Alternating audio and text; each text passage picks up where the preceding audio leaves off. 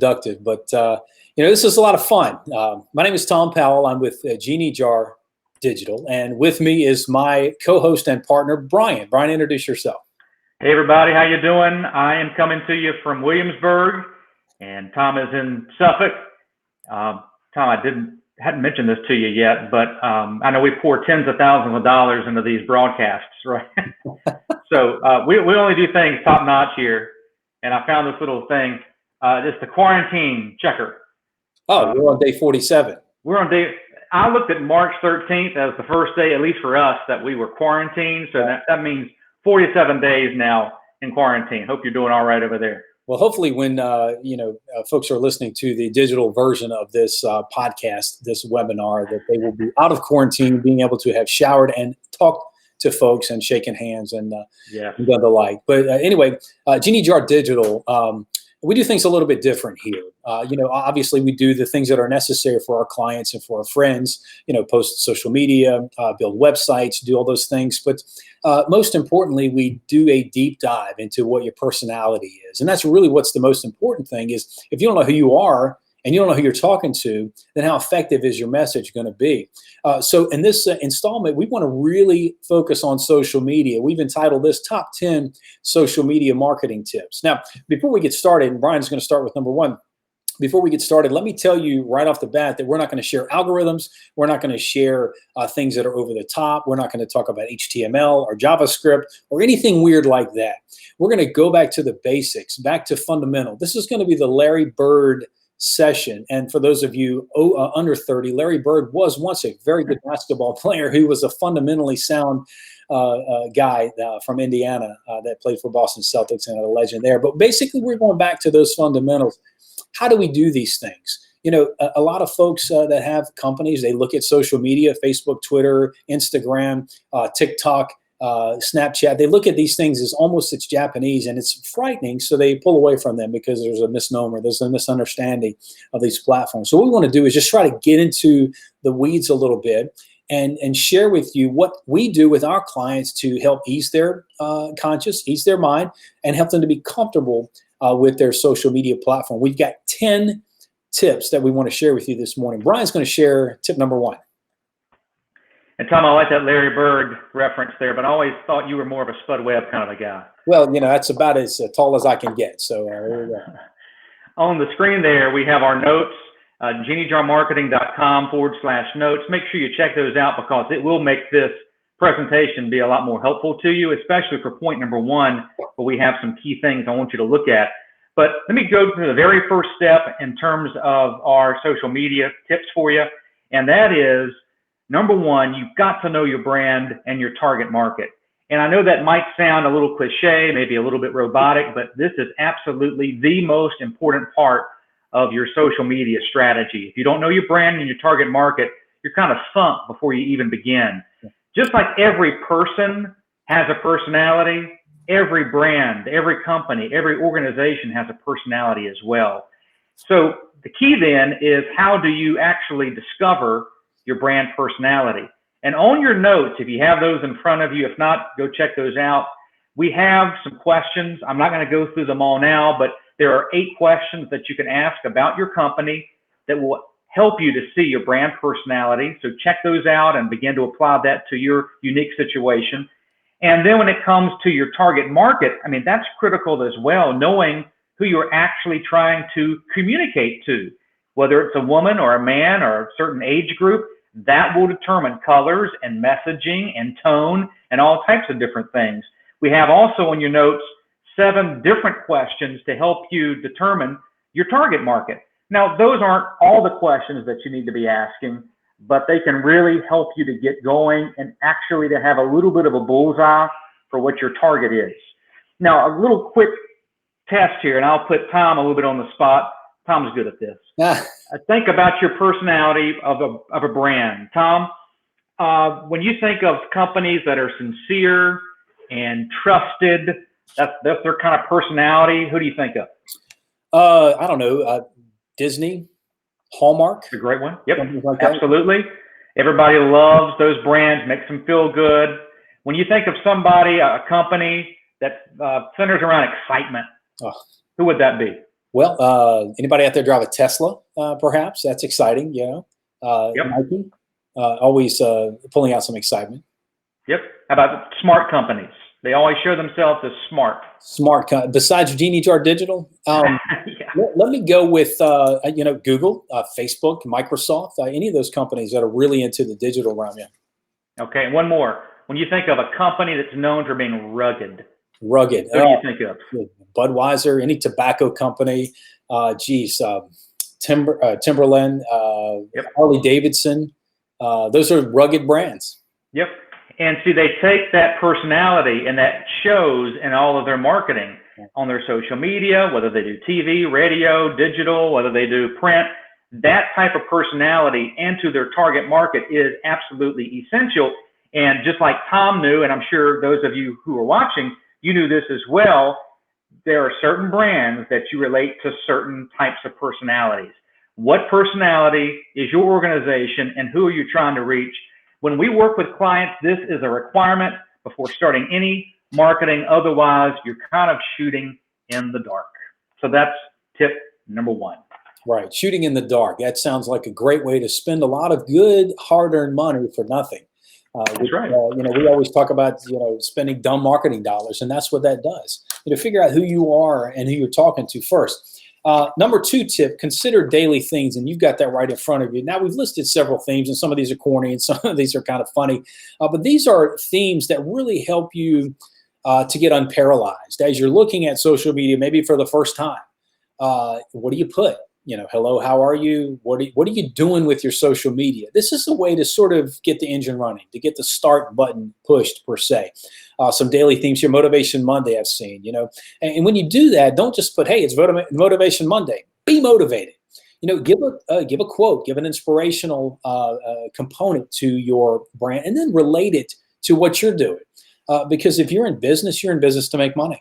And that's the bottom line. So you want to push every single piece of conversation to making money. The ever famous Taco Tuesday, which I think every Mexican restaurant and even American cuisine restaurants have adopted as Taco Tuesday. I know we have a client here in Suffolk, Barron's Pub, who has Taco Tuesday every single Tuesday. And if we don't post something about it, they get calls. Are we having tacos today? Are we? No, well, obviously we are. So they begin to expect it. So what you're doing here is not only creating daily themes and content, but you're creating a pattern of behavior where your client base is beginning to look for it. They're beginning to be loyal. And once you have satisfied that loyalty, they're going to spend money and continue to spend money with you. We're quarantined now. There's a lot of opportunities to create data like Brian has done. We're 47 days into quarantine. I had no idea. It felt like more like 147 based upon, my beard growth this morning. We were able to cut that back down, which is no problem. Make these things relevant. Wolf Wednesday, that's, post your puppy. That's really cool. But don't just post your puppy. Be engaging with your post. Respond to this email with your pet, with the dogs that you love or the cats that you love. Make it engaging, because what happens is when you're engaging, when you are helping people to share and like and comment on your post, that builds your social media platform up. It's like putting steroids into your powdered drink before you work out. It's giving you that much more chance to be seen on social media. So number 2, consider daily themes as you are engaging in your social media platforms. Brian, let's talk about number 3. Beautiful. You've made me hungry now talking about tacos on Tuesday. Oh, great. Yeah. Oh, What's today? Wednesday? What's a good meal for a Wednesday that starts with a W? Wine. That's all I got. Wine Wednesday. Okay. The third tip here for social media and marketing your business would be use Canva. And many of you already know what Canva is. You probably already use it. If you're not using it, you should start, because Canva is an incredible and free tool that every business entrepreneur can benefit from. Marketing is too sophisticated these days to rely on bad graphics. I know back in the early 90s, everybody would jump on Microsoft Word and do some clip art and throw it out there, and that was kind of acceptable, I guess, in that time, even though it really wasn't, but that's what people had. And you had to invest in graphic designers for even the simplest things. But today with these online tools, it's amazing what we can do. Canva is incredible. It's at www.canva.com. Check it out if you don't already. And you don't have to know Photoshop. You don't have to know Illustrator. You don't have to know InDesign or all these fancy schmancy software. Now, I will say one thing. If you're going to be doing something that's really detailed or a little bit more complicated, trifold brochures or something big, a big catalog, that type of, you're going to need to have a graphic designer for that. But for your basic social media images, this can work perfectly for you. There are a free option. There's a free option and also a paid option that gives you all types of extra bonuses and things that you can do with that. Canva is now in 179 countries. I just looked this up. They offer 60,000 free templates and 3 million images that you can use, and you can even do it from your mobile device. So there's really no excuse now for us not having nice looking social media posts. It's easy to learn, very easy to use. They have professionally designed templates for you. And one of my favorite things about Canva, let's say you're going to post on Instagram, they already have a template ready for you for the Instagram size, or Facebook, or LinkedIn. So you don't have to figure out, oh, what's the best resolution or pixels or blah, blah, blah. It's already there figured out for you. So check that out, canva.com. It's worth your time and worth your effort. That's number 3. Love it, Brian. You know, one of my favorite things about Canva is that I can use it on my desktop, my laptop, or my mobile device. It makes it so easy to do that. I love the, and in the free version there's plenty of access to photos and graphics and templates and so forth. But if you are a pro version, it's $10 a month if you pay annually. I mean, can you hire a graphic designer for $10 a month to make sure that you take care of your work? You know, that's how valuable that is. So number 4, make sure you match your photos with your brand. This seems like something that's understood, but good grief, it's amazing how we'll see posts or images or whatever that's got a photo where I just sort of get lost in the photo because I don't understand where they're going with this. Make sure this photo is complementing or pushing sales of your brand or recognition for your brand. We love free stuff, don't we, Brian? Oh, yeah. We've got a couple of websites listed here that we use, pexels.com, unsplash.com, even canva.com, that allows you to grab some photos. Now, there's a downside to that, you know, and we have seen that as well. We'll use a photo and all of a sudden 2 months later, somebody has stolen our photo. These are royalty-free photos and they cost nothing. You can also donate to the cause, but always be mindful that you know, if I use this photo, it may be used somewhere else. So really in those photos, get in there and dig deep and really find one that you don't think anybody else is going to use. You know, that's the dance about that, about the free photo sites. The option for paid photo sites is one that I love called iStock. I subscribe to iStock. It costs me $29 a month, and I get up to 10 credits or 10 images for free. Now that's $2.90 per image. And they're less likely to be copied by somebody else. Still a great investment, $29 a month. Between that and the professional version of Canva, you're looking at less than $50 a month to have access to professional. You don't have to hire a photographer, a graphic designer, a professional social media person to do your stuff. You have all of that stuff right at your fingertips, ready to go.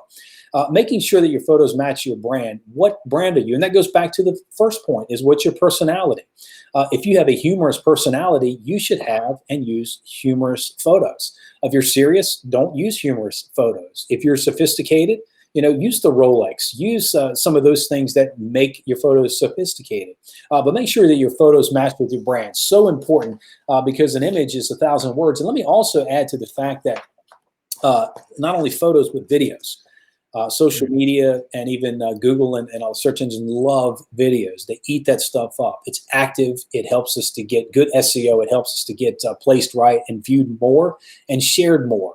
These platforms, you know, between Pexels and Unsplash and Canva and even iStock have video very cheap or free that you can use. And you don't need long videos, just a 10-second loop that brings your viewer into what you're trying to tell them. So make sure that those things match together with your brand. Good. 5. How about that, Brian? Hey, speaking on our brand, like for Genie Jar Digital, what do you think our brand personality is? Are we humorous? Are we serious? Or are we sophisticated? Are we smart? What are we? Well, I think we are all of the above. Now, having said that, I think we have a little bit of bent on the creatively humorous side, because we don't mind sending out email blasts that talk about turtles that have lived for 30 years. Right. That has nothing to do with marketing, but a relevant story and something I can connect with. So there's that humorous side to what we do. Absolutely. Very cool. Thank you, sir. Great job. And this brings us to number 5, which is sprinkle in the emojis. You know, a few years ago, I might have had to explain what an emoji is, but now everyone knows what that is. It's just in our popular communication. And here's a foundational truth that you just got to come to terms with, whether you like it or not, and that is social media users, heavy social media users, use emojis. That's just how it is. And that is almost a language with social media that if you don't like it, you're going to really hate it because it's going to be around for a long time because people use these effectively. And you might think to yourself, okay, wait a second though. If I use emojis in my business marketing, does that come across as unprofessional? Well, again, that comes back to your brand personality. If you are a very, very serious, sophisticated brand, you might want to consider how, when, where, if you use emojis. But for the great majority of brands, especially for smaller businesses, and we're just trying to make an impact locally, emojis can be one of your friends when it comes to social media. And let me tell you why you should use them. The first is they do bridge language and cultural barriers. Even if you're trying to communicate something on the page and it's not coming across very clearly, a smiley face or a laughter type of emoji can really demonstrate the tone that you're going for. It also, surprisingly, creates better engagement. And studies have been done over and over again that when people use emojis in their captions or in their subject lines of their emails, that the open rates and the connection rates are much better and stronger. Go figure. But I guess it does soften up your brand and your message a little bit that makes people more open to it. And as I mentioned, it helps communicate tone. Now, Tom, here's another trivia game for you. And I looked this up. This is some scientific research. What do you think are the top 3 most popular emojis that are being used currently? If you had to guess, what would they be? Let's see how well you are with your marketing. Is it the beer emoji? No, let's be serious. That's not the poop emoji either. I would probably the heart, maybe. Okay, heart. The red heart, that simple heart, is number 3 most popular. I have to go smiley face. Smiley face. Let me look here. The smiley face is actually the number 1. Is it? The smiley face, but it also has tears of joy coming out of it. Not just a smiley face. Oh, I see. The smiley face, that's number 1. And by the way, number 2 is the crying face. Oh. With large tears coming all the way down the cheek. So the sad one or the LOL one? People use it both ways, actually. Right. When there's a sadness, they can use that, or when they're laughing really hard, they use that as well. So those are the top 3, at least in 2020, that people are using. And by the way, if you're trying to look for a treasure trove of emoji graphics, you can go to getemoji.com. You have a lot of free resources there. They're easy to bring into your emails and to your social media. But if you want to make your social media for your business pop, begin to strategically use emojis. Tom, over to you. Let me share with you the power of emojis. And we'll just take the 3 examples.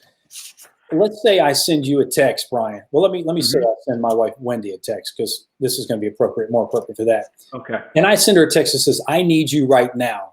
And I send her the face with the crying tears. How is she going to respond to that? I need you right now, crying face tears. She's going to think something's wrong. I need you, something. What if I say I need you right now and put the red heart in there? Okay, so it's the same words. It means something completely different with those emojis. So that's the power of using emojis, which is fantastic. So the number 6 thing is adapt the same content for multiple platforms. So as you know, it just doesn't seem fair that every company feels like they have to create another social media platform to get on.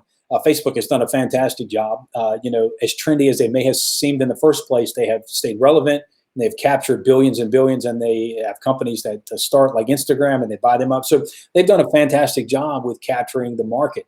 But adapt the same content for multiple platforms simply means that if you have Facebook or Instagram or Twitter or LinkedIn, you want to say the same thing, but you want to say it a little bit different. And like we put here, Facebook is kind of a backyard barbecue conversation. Instagram is just coffee with a close friend. Twitter is like hanging around the water cooler, just sharing scores and highlights with your friends. LinkedIn is about networking events. So you may have the same content that goes over and over, but you want to make sure that you communicate to the audience appropriately using the same thing. If I have a tuxedo on, I may act a little bit different at dinner than if I had, well, Brian, you wear cutoff jeans, right? If I had cutoff jeans and a ripped t-shirt. So I can have the same conversation, but the two outfits that I have on differently is going to help me to know how to share that conversation in the right manner. So make sure that you keep that in mind as you are adapting the same content across all of your platform. And that goes for TikTok and Snapchat and all the other ones that you may use. Make sure that the content you have is similar because you want brand enhancement, brand experience. You want to enhance what your brand personality is. But you want to adapt to the audience that is viewing your message. So that's number 6, adapt the same content for multiple locations. And I do wear cutoff jeans alongside my AC/DC muscle shirt. Right. So yeah, and you're really nice. Don't your Budweiser boxers hang out below this cutoff? It's a nice ensemble. All right. Yeah. Okay, moving right along. We're going to go to number 7, which is use strategic hashtags to tie your message together. Now, emojis, that's one thing. Hashtags, that's another. That's really important. Now, everybody knows what a hashtag is by now, but just to be super clear, if you're over the age of, say, 40, when you see a graphic that has 2 vertical lines and 2 horizontal lines, like tic-tac-toe, that's not pound. That's not pound. That might be on your phone, but in the social media world, that's called a hashtag, okay? So not a pound, that's a hashtag. And they play a very important role in social media marketing, maybe a bigger role than you really even think about. They work best on Instagram and Twitter, by the way. Facebook, while you can use hashtags there, it's really not as much in terms of use as you see in some other platforms. Now, what they do when you use a hashtag, it helps to categorize your content. So it's easier to be found. When other people are looking for something, if you have that hashtag, they can search by hashtag and boom, it opens them up to all types of feeds that focus on that particular topic. It also helps you, and this to me is the most important part of a hashtag, it helps you to join in on trending topics.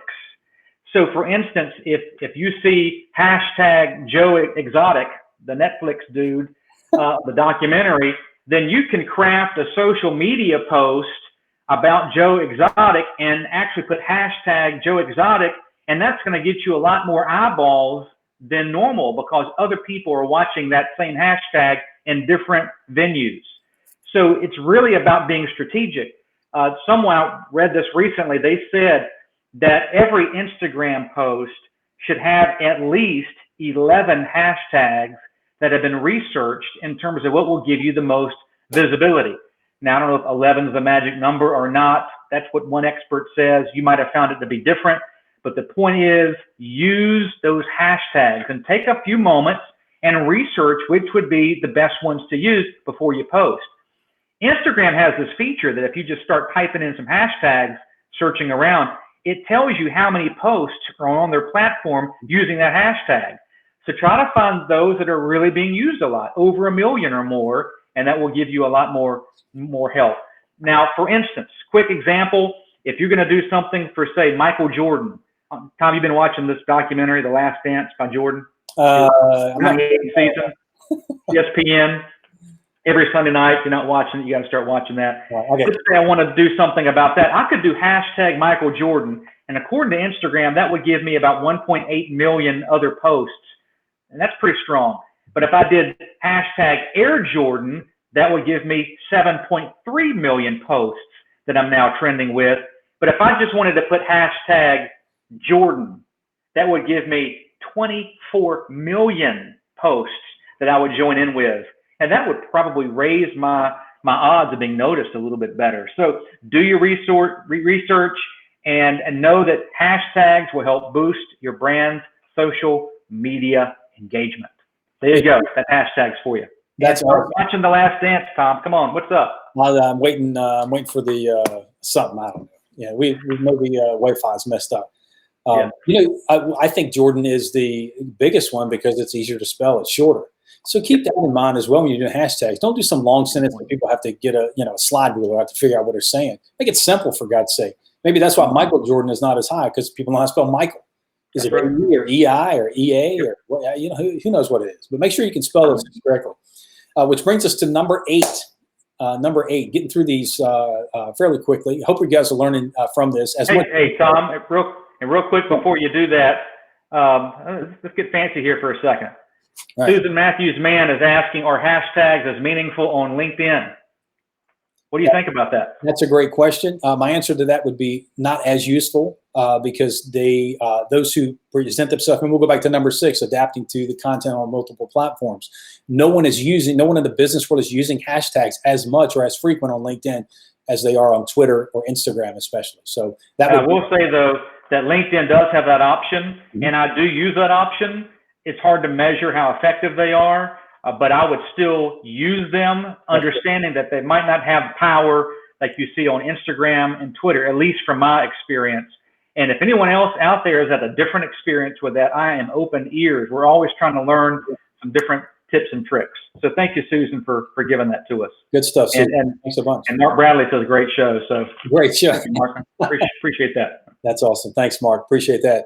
Hey, number eight, drive traffic to your website or your landing page or Eventbrite or whatever that is. And let me say a bold statement right now. Facebook is not your website. Let me say that again in case you missed it or you went to the icebox like I was born in the 20s, the refrigerator. Facebook is not your website. Facebook is a great way to engage with customers, to send it to your website, to do that lead and sale. So what I mean by that is take advantage of some of the things that you have on your website through your social media post.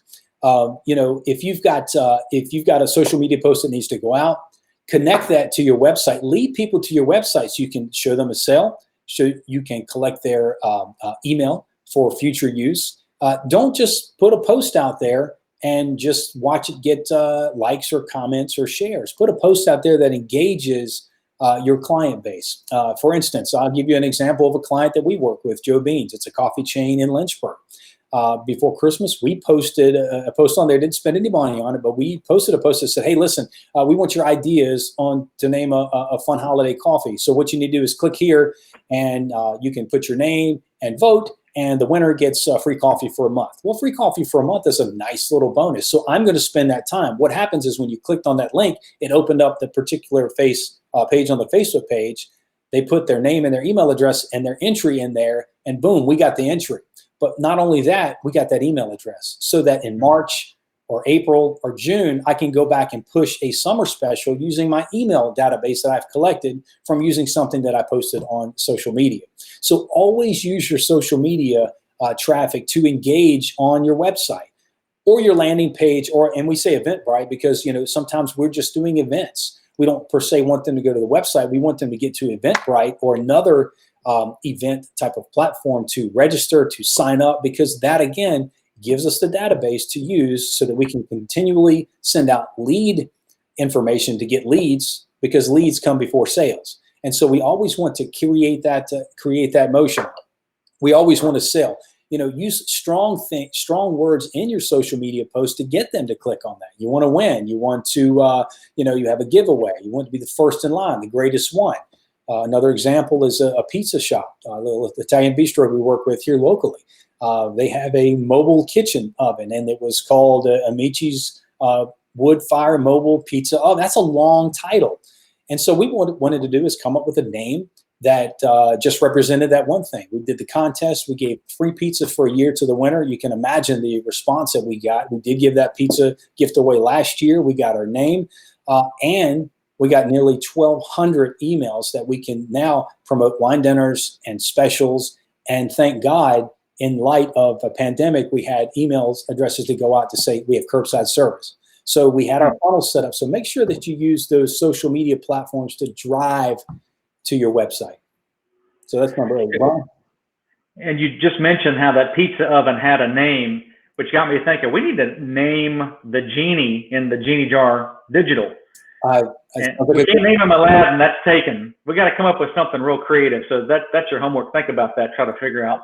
I'm going to put it on our Facebook page. link it to our website, grab this, and you're going to do what for a day? You're going to show up at somebody's house, do some grass cutting and leaf raking, of course, with your mask on for the day. Yeah. So if you're listening, you give us a name. Brian will show up at your house and do yard work for a day. Clean gutters, you name it. Absolutely. Okay. All right.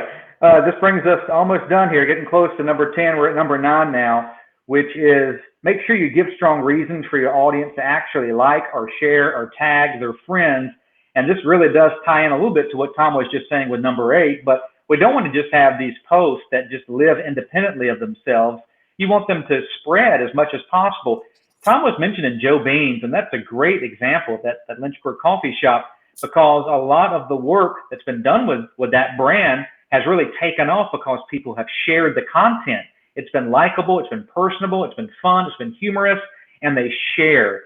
And Tom, correct me if I'm wrong, but you've done some of these posts for that brand with very minimal spend or even no spend at all in terms of their social media, and it's kind of exploded in different holiday seasons and different promotions. Is that correct? That is correct, and it's strictly based upon content. If I've got content in that post that's worth liking, sharing, or commenting, or when I say comment, tag another friend, you can put the asterisk symbol and you can talk about that and put somebody's name which tags that other person. You can begin to have a residual ripple effect with your social media. Matter of fact, the post that you're talking about in particular garnered nearly 100,000 views just from that. We spent this much money on it. That's a zero in case we spent zero. We didn't want to spend money. We wanted to just post, but we had it so engaging and so share worthy that our clients began to do the work for us. Right. And I think that's the key, knowing who you're speaking to. As we said with point number 1, know your target market, know your brand personality, and then you can really start rocking and rolling with the content once you have those 2 things nailed down. And part of that is figuring out some of the questions or concerns or desires of that target market and kind of putting your content around answering those questions or taking them to the next step. But you have to make sure that whatever you do with your graphics or with your messaging has some type of emotional impact on the viewer. And, boring just does not work on social media, and that will not make you stand out from the crowd whatsoever. So don't do boring. Shake it up a little bit. Do something that people can remember and say, ooh, I want to share this with my friend or my wife, my spouse, my mom, my dad. So focus on graphics and topics that surprise people, that amaze, that can stoke some curiosity. And another few little tricks that we have learned that can really work: ask people to give you a caption for a photo and get their creative juices flowing. People jump into that, like that name contest for the brick oven. Post motivational quotes. Those are always real popular for people to share those. That doesn't take long to put together. Or ask people to finish a fill-in-the-blank statement. Get their input on a topic or a question, an issue that might be something that's relevant happening in the day, and people will start to talk about that. Their friends will see it, and now you're off to the races. Running contests are also really powerful when you do them correctly. Giveaways can generate lots of attention, whether it's giving away a book or movie tickets or gift cards or a coffee promotion or whatever, XYZ you want to put in there. Never underestimate the power of a contest to get people talking, sharing, liking, and tagging. And those just are really powerful strategies to keep in mind when you do that. When people share your content, it can also directly benefit your search rankings. Mm-hmm. And most people don't even think about that. But the more your brand is talked about online, that will only increase your visibility when people are searching for your particular industry, and you're going to pop up. So that's a real powerful reason to really get some great content out there. Fantastic. Tom, over to you for the last one. Right on. This reminds me of, we're at number 9 and we're, tagging and trying to do that stuff. But first comes that number 1. It's a process. With your brand personality and with understanding who you are, you begin to build trust with your audience so that when you get to number 9 and you start to say, hey, share this because we're going to give you a gift card, they already trust you. So they're going to begin to share and like. So it's all a process and it's all a funnel. So make sure you do each one. Don't just go out and do number 8. Just don't go out and do number 6. Start with number 1 and do it that way. Hey, I guess you might know Cliff Ferguson. I don't know that. Cliff, I'm assuming he's talking about you. The best marketing guy I know. hey, listen. Cliff, I wholeheartedly agree with that statement when it comes to talking about Tom Powell. And then you have another fan on here, Tom, Brian Flores. Brian, what's up, man? Hey, listen, Brian, it's good to see you, man. Hey, praying for your son every single day. Just wanted to mention that live. Cliff, you're the best contractor I know, and I tell you what, I'll give you some extra money for that nice comment. Wow, you made there. That's really cool. So thanks for listening in. Hey, by the way, don't do boring that you just said. I like it. I'm stealing it. It's going to be my new hashtag. Right? Just an FYI. These videos are good for us as well. Not just all of our raving fans. Well, let's get to number 10. We'll finish this up. And this is really going to be quickly. Consider managing your social media with third-party platforms. We've got a couple here, Hootsuite, which is the most popular one, and Meet Edgar and Sprout Social. These are great when you are a restaurant or real estate. You're always busy. You have to get content in. Maybe you only have an hour and a half a week that you could do. You can go back and set up post schedules, intimately put some things, make sure you get those emojis, do those like, share, and all that other stuff, and then launch those, schedule those, and you're done for the week. Those are for the companies that are just really busy. You don't have a full-time marketing person, but you need to get content out there. We encourage that more than anything. Having said that, if I go back to number 6 and says adapt the same content over multiple platforms, you realize that you're talking Facebook is a little bit different conversation than LinkedIn or even Twitter. So if you have the ability, if you have the staff, if you have the time, you want to go to each individual platform and be that personality and be that culture. If you can do that, you can still use the hashtags and the tags and all that other stuff, add the photos and things. But what we have found is both work for 2 circumstances. On the go, on the fly. Don't be lazy and just say, I don't have time, I can't post, forget about it. Get that Hootsuite, get that Meet Edgar, download that thing and post across your platforms. Make sure you are posting. Make sure you are putting some stuff out there because like Brian said, that content is going to get you up in the search engine rankings. But if you have that time, make that personal. I know Facebook now is moving over to Creator Studio. Now, we don't know yet if that's going to be talking to each other or not, but Facebook is just like they're doing with Ads Manager, they're doing with Creator Studio. They've got a whole dashboard that you can use to create, schedule, plan all of your posts on Facebook, which because Facebook owns LinkedIn, you can directly affect both of those platforms right there. So consider managing your social media to save time, to save energy with some of these third-party platforms. Beautiful. And I think that about wraps things up. Thank you, everybody, for watching. Those are 10 quick tips to help you with your business and social media marketing. Again, if you didn't have a chance to check out the notes yet, they'll be up on our website for a while. Just go to jeanniejarmarketing.com/notes. You can download those and continue to add your comments, insights, and what you've learned. If you have some other suggestions, thoughts, tips, tricks that you'd like to share with us, we'd love to hear from you with the chat that you can see here with the video. Tom, with that said, anything else that you got before we say goodbye to everybody? Well, listen, we're always here. Our email addresses are at the bottom of those notes. If you don't have those notes downloaded, it's tom@jeanniejar.net or brian@jeanniejar.net. We're open for conversation. It's free to have conversation. That's cool because we're quarantined anyway. There's nothing to do but answer emails and answer calls. We want to stay fresh. We want to stay relative. So we welcome any questions, any comments, anything that you have. Bring it on.